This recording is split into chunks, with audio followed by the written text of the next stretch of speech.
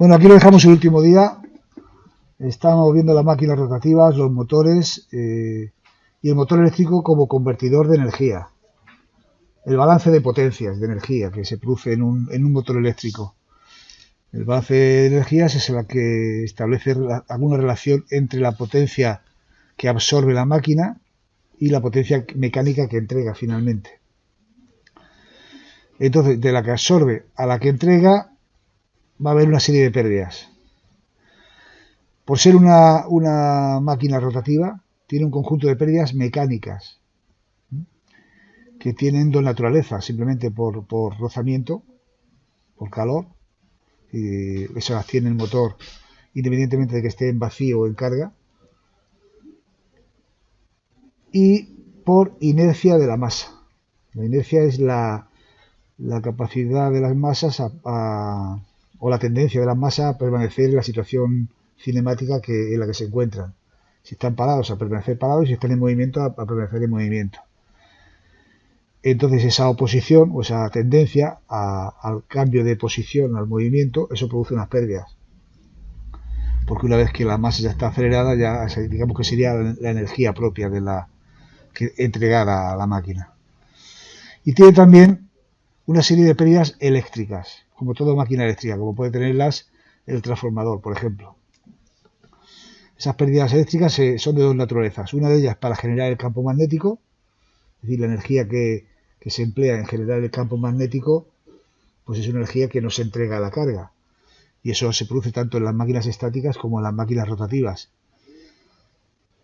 En general, por el hecho de que tenga un principio de funcionamiento electromagnético, por ese motivo es por lo que es necesario generar un campo magnético, y la energía que se genera ese campo magnético es una energía de pérdida desde el punto de vista de la potencia entregada. Y otro tipo de potencias eléctricas es la que se pierde por efecto Joule. El efecto Joule es la naturaleza propia del calor. El calor es una forma de energía. Entonces, cuando una máquina se calienta por el hecho de que pase una corriente eléctrica, pues eso es una energía que se pierde por calor, una energía que se produce por calor. Entonces, si estamos hablando de un receptor que sirve para dar calor, no sería pérdida. Pero como si estamos hablando de un receptor que se utiliza para generar movimiento, si se produce calor, entonces hay pérdida. Al igual que una bombilla de incandescencia o una bombilla halógena, lo que queremos es luz. Si se calienta, eso es pérdida de energía. En cualquier caso, esa sería la pérdida por calor, por efecto Joule, por el hecho de que pase una corriente por los conductores. Esto calienta los conductores y ese calor es una pérdida también. Entonces es una máquina que tiene pérdidas considerables si la comparamos con el transformador. El transformador solamente tiene pérdidas eléctricas, pero la máquina rotativa tiene tanto pérdidas eléctricas como pérdidas mecánicas.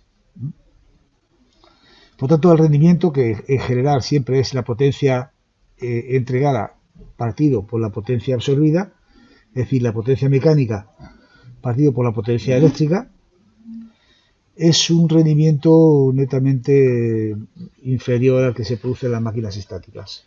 Si en el transformador estábamos hablando de un 90-95%, en las máquinas rotativas, en el motor estamos hablando de un 70% o por ahí.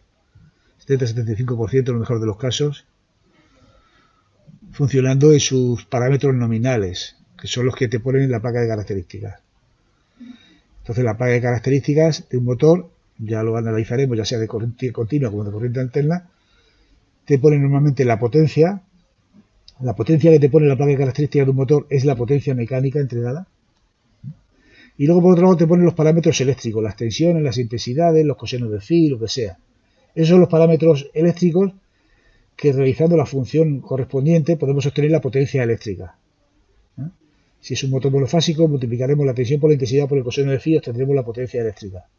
Entonces, si dividimos la potencia mecánica que me pone la placa de características, por ejemplo, un motor de 1 caballo, 2 caballos, sabiendo que el caballo tiene 736 vatios, lo pasamos a vatios, efectivamente, y dividimos entre la potencia eléctrica que resulta del producto de la tensión por la intensidad por el coseno de phi, ese sería el rendimiento. Ya concretaremos para cada tipo de máquina, porque es un cálculo o una determinación que vamos a tener que hacer. Así pues, la potencia mecánica entregada, la que pone la placa de características, va a venir, como dijimos el otro día, es una función del par y de la velocidad angular. En un motor eléctrico, la potencia mecánica sería, en un motor, en una máquina rotativa, el par por la velocidad angular, efectivamente, poniendo la potencia mecánica en vatios, el par en newton por metro y la velocidad angular en radianes por segundo. Todo eso en el sistema métrico decimal, o sea, en el sistema interaccional, perdón. Pero si en lugar de la velocidad angular en radianes por segundo, que nunca se da en radianes por segundo, utilizamos la velocidad de giro en revoluciones por minuto, a la que ya llamaremos n, esa W que pone ahí en realidad es una letra griega, no es una W realmente, aunque se le parezca, es la letra omega minúscula. Y entonces esa sería la velocidad angular en radianes por segundo, que también equivale a la pulsación de una corriente alterna, 2πf normalmente. Entonces, si en lugar de la velocidad angular en radianes por segundo utilizamos la velocidad de giro en revoluciones por minuto, tendríamos que la potencia mecánica sería, dice aquí un poco la ecuación dimensional, el par por la velocidad de revoluciones por minuto. Para pasar la velocidad de radianes por segundo a revoluciones por minuto, pues radianes son 2pi y un minuto que son 60 segundos. Entonces, si hacemos esta operación 2 por pi partido por 60, tendríamos que, fijaros cómo estamos haciendo aquí la operación, aquí está multiplicando, lo ponemos dividiendo simplemente invirtiéndolo. Es decir, multiplicamos por 2pi y dividimos por 60. En cualquier caso, el valor de 60 partido por 2pi, que sería esto que tenemos aquí abajo, es 9,55 aproximadamente. Por lo tanto, la potencia mecánica de un motor es el par por la velocidad medida en revoluciones por minuto partido por 9,55. Con esto se pueden determinar los parámetros que me faltan. Por ejemplo, ¿qué te viene en un motor? Normalmente en un motor te viene la potencia mecánica, ya os he dicho, y las revoluciones por minuto nominales. Entonces, de la potencia mecánica a las revoluciones por minuto nominales, podríamos calcular el par nominal de ese motor, que no suele venir de la placa de características, y es uno de los cálculos que haremos cuando hagamos la práctica con máquinas rotativas, ya sea motores corriente continua o motores corriente alterna. Calcular el par en newton por minuto. Siempre lo que aparece en la placa de características de un motor son los valores que se llaman nominales. Un valor nominal es el valor para los parámetros de valores que representan el punto de funcionamiento para el cual el motor ofrece las mejores características, el mejor rendimiento. El fabricante fabrica una máquina para que en esos parámetros dé su mejor rendimiento. Entonces en la placa de características pone esos parámetros. La intensidad nominal, la tensión nominal, el coseno de phi nominal, la velocidad nominal, la potencia nominal. Se denomina nominal porque es el parámetro normal de funcionamiento, a la cual el motor, digamos que si funciona en ese punto de trabajo, está funcionando al 100%. Y entonces en ese punto de trabajo es donde podemos calcular, a partir de la propia característica, sacamos la potencia, sacamos la velocidad, sacamos el par nominal, sacamos el rendimiento, todos estos parámetros que podemos deducir de la placa de características. Punto de trabajo. En un sistema motor-máquina, máquina se entiende la máquina que mueve el motor, hay una relación entre las curvas de par velocidad, que son las características mecánicas del motor y de la carga. Ahí veis en esa imagen lo que sería una característica mecánica de un sistema en el cual en el eje de ordenadas aparece el par y en el eje de abscisa aparece la velocidad. Entonces, si ahí cruzamos las dos características, la del motor y la de la carga, en el punto en el que se crucen sería el punto de funcionamiento del sistema. Entonces aquí tenemos un ejemplo de una carga que tiene esta forma, su característica mecánica tiene esta forma. Como veis, la característica de la carga de la máquina aumenta el par a medida que aumenta la velocidad. Desde el punto de vista del sistema, el par de la carga es un par resistente, que se pone en movimiento. Y el motor, la característica mecánica del motor, desde el punto de vista del sistema, el motor es un par motor, que es el que mueve el sistema. Fijaros que en este supuesto, la característica del motor, el par motor disminuye al aumentar la velocidad. Entonces, cuando estamos en un sistema de estas características, donde, repito, la carga aumenta, o sea, la carga aumenta su par resistente con la velocidad y el motor disminuye su par motor con la velocidad, este punto de trabajo decimos que es un punto de trabajo estable. Es decir, que se tiende a mantenerse en esas posiciones. Si yo quiero modificar el punto de trabajo del sistema, tendría que modificar la característica del motor, modificando alguno de esos parámetros, la tensión, el campo magnético, en fin. Entonces, si esta característica del motor yo la desplazo hacia la derecha o hacia la izquierda, pues el punto de trabajo también se desplazará, lógicamente. ¿Vale? Pero manteniendo la característica del motor en esa situación y siendo la característica de la carga de esta forma, decimos que es un punto de trabajo estable. ¿Por qué? Vamos a ver por qué es un punto de trabajo estable. Porque si el motor tiende a acelerar, imaginaos que por las razones que sea el motor tiende a aumentar la velocidad, ¿no? La carga aumenta. Hay un aumento del par resistente, con lo cual el motor se frena. Si el motor tiende a desacelerar, por las razones que sea, ¿no?, entonces el par motor aumenta sobre el par resistente, lo que hace que se recupere. Y lo que hace mover el sistema es el par motor. ¿Vale? Entonces, en ese punto de trabajo, si os dais cuenta, a partir de ese punto de trabajo, si tiende a acelerarse el sistema por el par motor, entonces el par de la carga vence, por decirlo de algún modo. Entonces el motor tiende a frenarse. Y si tiende a acelerarse, la carga lo frena. Y al revés, si el motor tiende a desacelerarse, vence, por decirlo de algún modo, el par motor y entonces el par motor lo recupera. Decimos que es un punto de trabajo estable, porque ante un fenómeno el sistema reacciona en sentido contrario. Sin embargo, si el punto de trabajo responde a esas dos características, el par motor sigue siendo normalmente así. Digamos que la característica del motor suele ser así, disminuye con el par disminuye con la velocidad, con más o menos pendiente. Ves, aquí tiene más pendiente, pero da igual. Y la carga presenta esta característica, es decir, la carga también disminuye el par con la velocidad. Decimos que es un punto de trabajo inestable. Se va a un extremo o a otro. ¿Por qué? Porque si el motor tiende a acelerar, es decir, si la velocidad tiende a acelerar, ¿qué es lo que ocurre? Que el par motor es más grande todavía que el par resistente, con lo cual acelera más. Como acelera más, el par motor vuelve a ser otra vez más grande, con lo cual se produce una aceleración. Ese punto es inestable. Si por el contrario el motor tiende a desacelerar, la carga aumenta su par, con lo cual lo frena, con lo cual se desacelera aún más, con lo cual el par de la carga aumenta, con lo cual se desacelera aún más y entonces tiende a desacelerarse o a pararse. Decimos que ese es un punto de trabajo inestable. Es decir, un punto de trabajo estable es aquel a partir del cual, si la velocidad aumenta, el par de la carga sea superior al motor.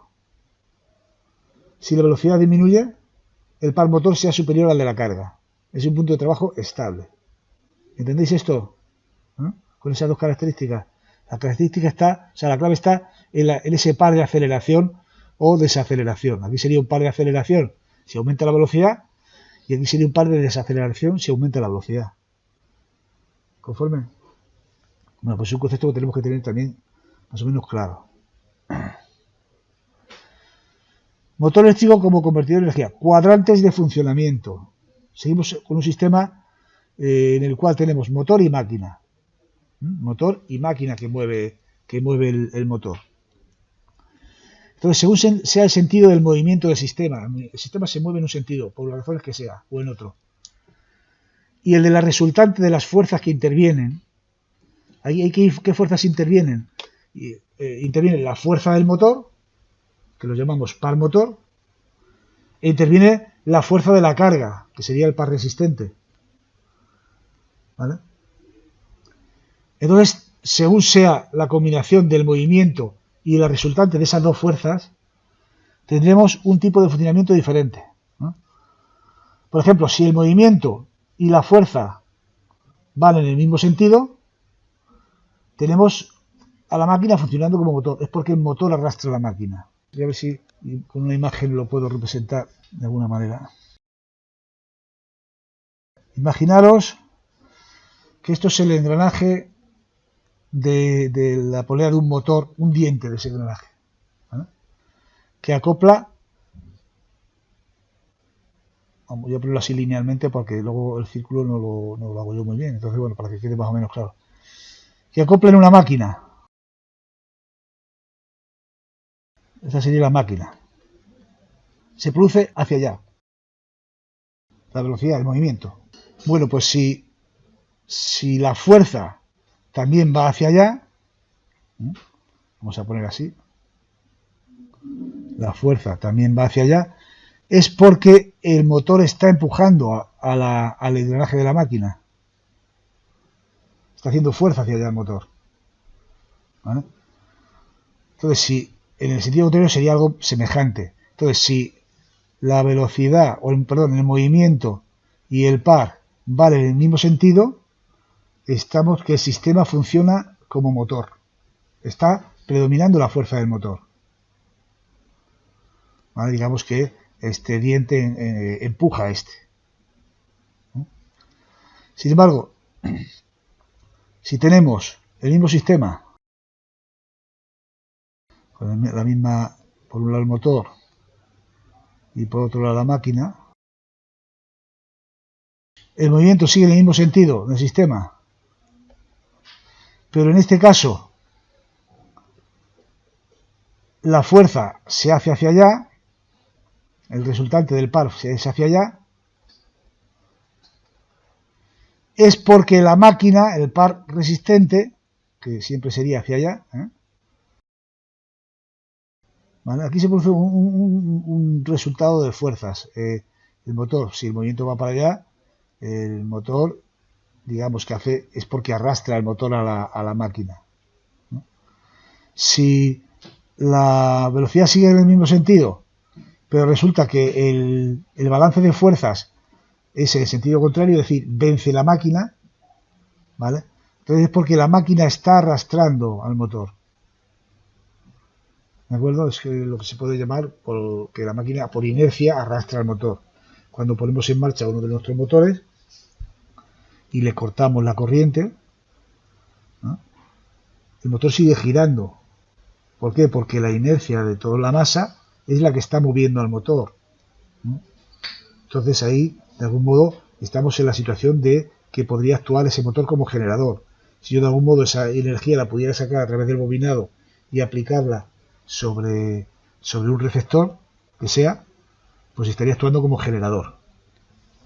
Entonces, en ese caso es el que tendríamos en los cuadrantes impares, ¿no?, cuando la velocidad o el movimiento va en sentido contrario del par resultante, motor-máquina.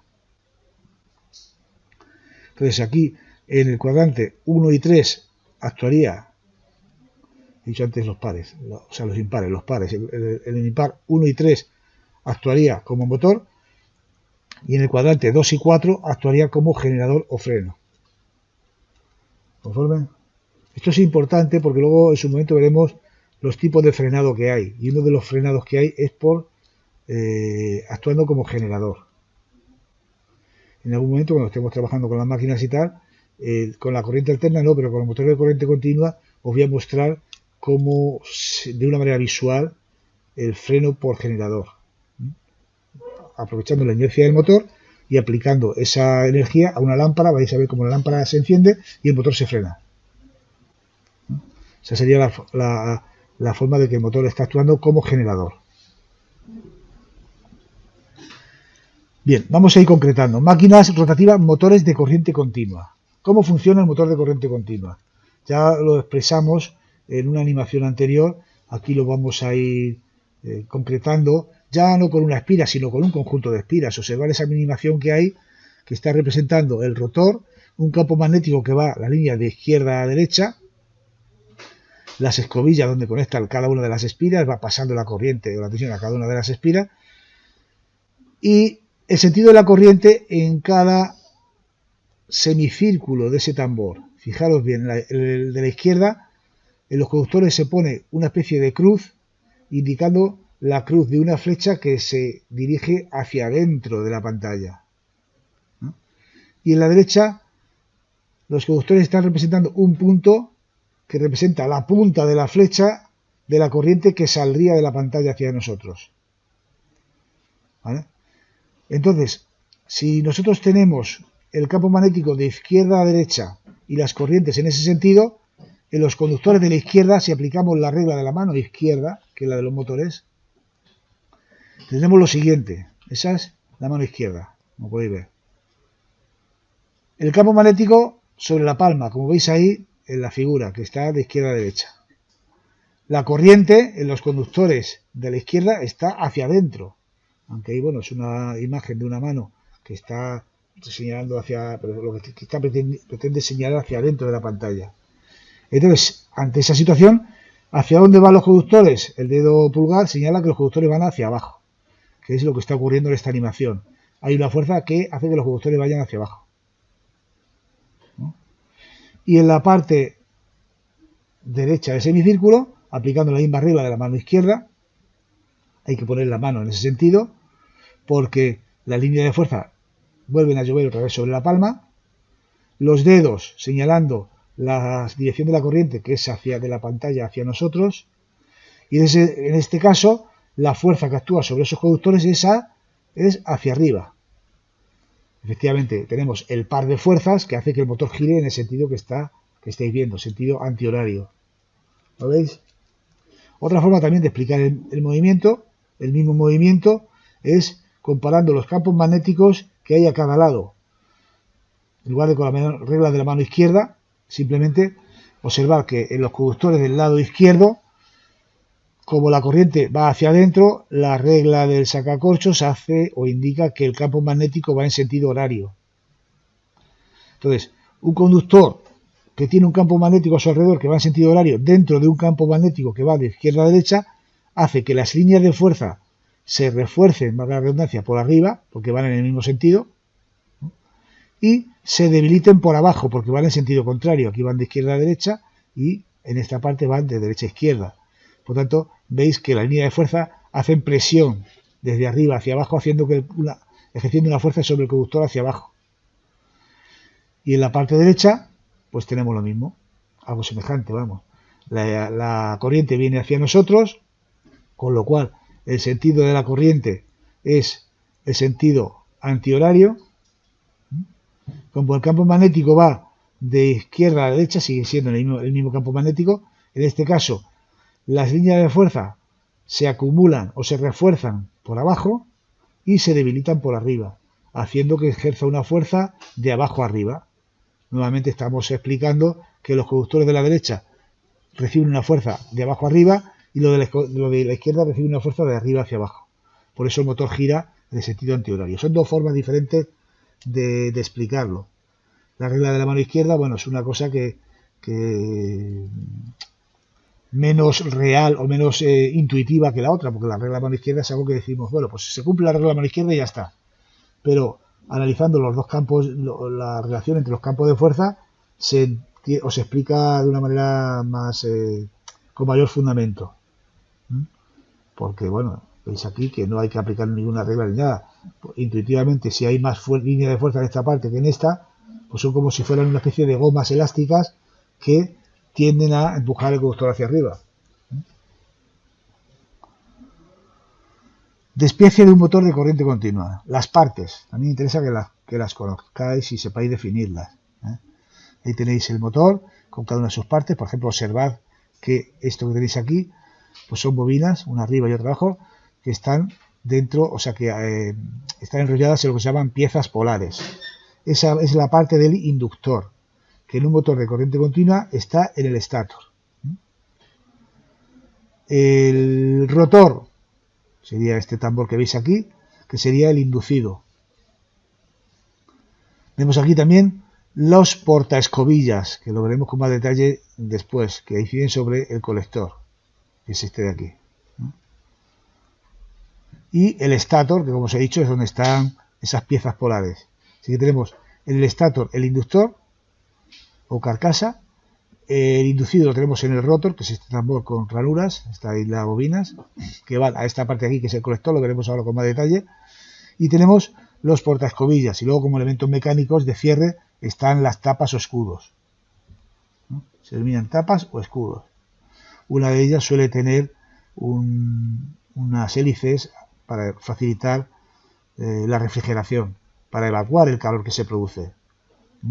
Esas hélices pueden estar dentro de una de las tapas que tiene un ranurado, unas perforaciones, para que el calor pueda ser evacuado. Y finalmente la caja de bornes. En esta máquina de aquí veis que es una caja de bornes de un motor didáctico, que tiene sus dibujos, sus bornas hembra para hacer unas conexiones rápidas, en fin. Normalmente los motores industriales pues no tienen así la placa de bornas, tienen bastante más reducida y con una conexión preparados para conexiones fijas sobre todo. Un detalle mayor del interior, observad ahí el inducido, como estaría bobinado, todas esas bobinas estarían metidas en estas ranuras, de ranura a ranura va la bobina, y luego conexionado de esa bobina se produce en lo que denominamos colector. Este es ese conmutador que hace que al conectar con las escobillas la corriente por las bobinas siempre circule en el mismo sentido en la bobina que está colocada en el mismo lugar. Observad el detalle del colector, que tiene multitud de líneas de cobre, que estas están aisladas unas de otras normalmente. Estas líneas o chapas de cobre se denominan delgas. Observar esta banda negra, y es la banda producida por el desgaste propio de las escobillas al rozar ahí. La escobilla al rozar ahí produce un desgaste, pero es que además también la escobilla al pasar de una delga a otra se produce un pequeño cortocircuito, muy pequeñito, pero vamos, un pequeño cortocircuito que hace que salten chispas ahí. Si no está bien decalada, si no está bien ubicada las escobillas, no están en lo que se llama la zona neutra, el chisporreteo que se produce es grande.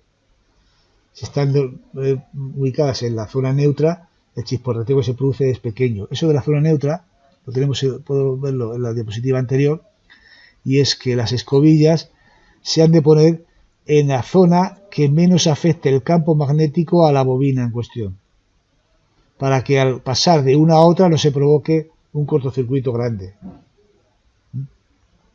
Entonces, los portaescobillas normalmente tienen lo veremos luego, tienen un sistema para poderla girar en un sentido o en otro y buscar esa línea neutra en la cual las chispas son menores. Si vemos que un motor de corriente continua tiene muchas chispas, es que a lo mejor tenemos que decalar un poco esa línea neutra, esas escobillas, para que esas chispas sean las mínimas. En cuanto al estator, donde está el inductor, vemos lo que son las piezas polares, son dos bobinas. Este seguramente será un motor paralelo en el cual las bobinas tienen muchas espiras y no se ve la sección aquí, pero son de sección reducida. Pero están, como veis, bobinadas alrededor de dos piezas polares que son las que generan el campo magnético. Tenemos aquí las escobillas. Aquí están lo que es el portaescobillas, que es todo este conjunto, que tiene la escobilla propiamente dicha, con la conexión al terminal, y un muelle que hace que esa escobilla esté presionando al colector. Veis aquí la escobilla fuera, si tiene mucho desgaste, pues se quita la escobilla y se cambia. Es una de las piezas que más se suelen cambiar en los motores. Y luego fijaros bien cómo el portaescobillas tiene estas dos ranuras con determinada longitud, que son las que le sujetan al escudo o a la tapa, y tienen esta medida alargada para poder moverlas, para poder girarlas en un sentido o en otro y buscar esa línea neutra que optimice las escobillas, optimice la conexión. Entonces se fijan en la carcasa a los escudos, por dos tornillos que van alojados dentro de esta ranura, y entonces el portaescobillas puede girarse con una determinada tolerancia para buscar esa zona de conexión óptima.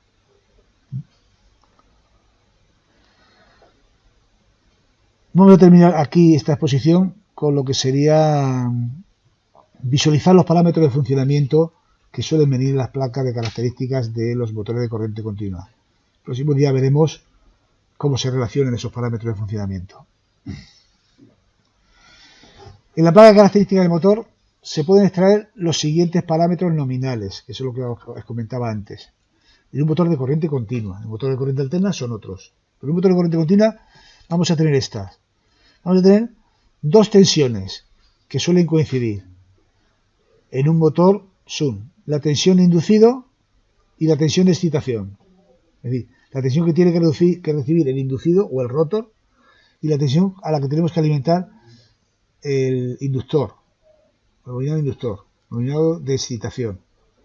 Si es un motor SUN, un motor de derivación, que es el que con el que nosotros vamos a trabajar desde el punto de vista práctico, estas dos tensiones serán iguales. Vamos a tener la intensidad principal, que es la intensidad del inducido, en amperios. Vamos a tener también la intensidad de excitación, una intensidad mucho menor, en parámetros nominales, porque es la intensidad que se utiliza para generar el campo magnético. Estas cuatro son los cuatro parámetros eléctricos que tiene. Por lo tanto, vamos a tener tensión de inducido e intensidad de inducido, tensión de inductor e intensidad de inductor.